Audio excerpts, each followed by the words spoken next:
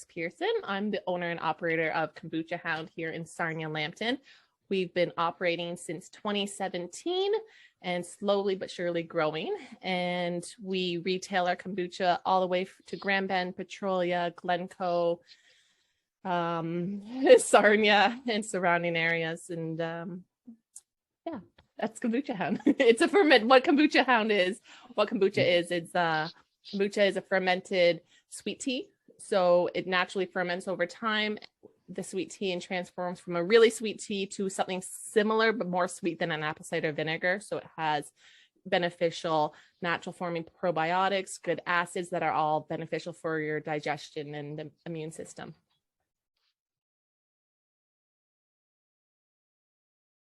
The main person that helped me become an entrepreneur is my sister, who owns Green's Cafe. She's another sole proprietor in owning that great establishment. And then, of course, my partner, Mark Piquet, he owns his own businesses. So I've had some great support from family to get me going and push me in the right direction and give me the, confidence to take a leap into entrepreneurship.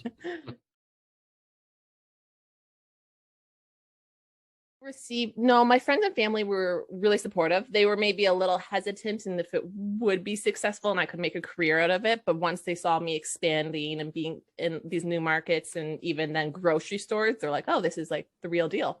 You know, we're seeing it at various spots and breweries. And so no one was very negative. They were just like, are you sure you're going to do this? You're going to leave your career for this? And I was like, yep. Yeah.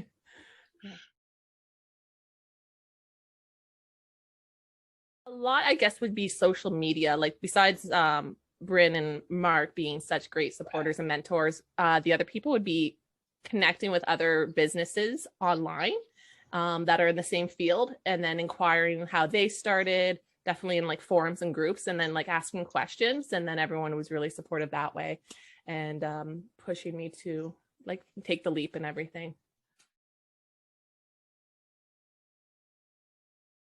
Going through a lot of mental and physical and emotional things at the time at my other job. And I just noticed the more I stepped back and went to part-time and then took a stress leave, I just was like, oh, I'm less stressed. I'm not crying all the time. I'm happier. So that was the big leap for me. And then once I did leave my other career, it was just like a weight off my shoulders. I was like, okay, I can do this. And yeah, that was it was a big leap. It's scary. Every entrepreneur always has a little bit of doubts. There's always it changes, especially right now, daily, weekly, on if things are going to take off or if they're going to do well or not. So there's always that little doubt lingering in the back of your head, but then the next day can be phenomenal, and then you're like, all right, I'm doing the right thing, go back on positive groups and talk to other people and yeah, pick yourself back up. Would just be this whole COVID thing. That's been the biggest obstacle. Everything's changing on how we operate. So I went to before having like me at the downtown market be there selling my product. And then once that closed up, I closed ship, just put my products there for them to sell. And then I switched to doing delivery, like Porsche drops. And so I've just had to pivot on what works and keeping the product moving and availability to everyone. So that's good. I guess like social media and then like orders and deliveries. So I love seeing people tagging me in posts that they found my product at a grocery store or a brewery and then getting a message how well it's doing or they like it. So that's kind of how I measure success, is just hearing the positive feedback. It's not always like what's on the bank account in your monthly report. It is great to see that go up, but hearing from the people, the consumers themselves, is always great. I'd say because I'm a woman entrepreneur, I think it would be more that my age, like being younger, some people might just shrug you off as like, oh, this isn't so serious. I had that in my other previous job too. And I'm like, I've been doing this for 7 years. I'm really good at what I do. And So I think it's just more people just don't think you're mature enough, even though I'm in my 30s, you know.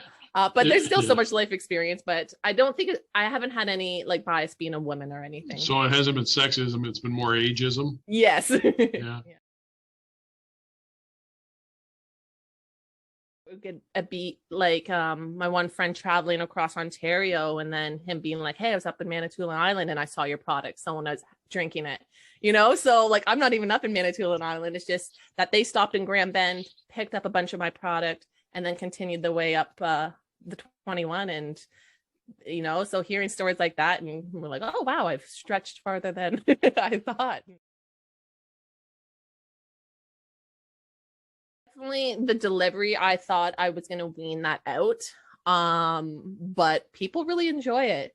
They like not leaving the house. You know, like they like people coming and doing a porch drop and knocking and running away, and then there's a present on the stoop. So I have weaned back from doing delivery multiple times a day to people to, I mean, a week to once a week. That's just because we welcome a new family member. So I'm just trying to spend a little bit more time at home and not be on the road as much and running around like crazy. But that's definitely been the biggest thing that I've changed and that I'll probably continue doing. To do their own thing, research. So look at your local competitors on who you have. Is there a field for it? You know, like, can you make something that's a competitive price and quality to what someone can get maybe at a big box store? And make sure you have money to save up for it to start it up. As sad as it is, it always comes down back to money. So being prepared for your lulls and months, and because there is slower times with any business. So research and become friends with other local entrepreneurs that may be doing the same type of thing. So even if it's not in your direct city, maybe it's in the next city over, you know, reach out and touch base with them and see what hardships they had and obstacles.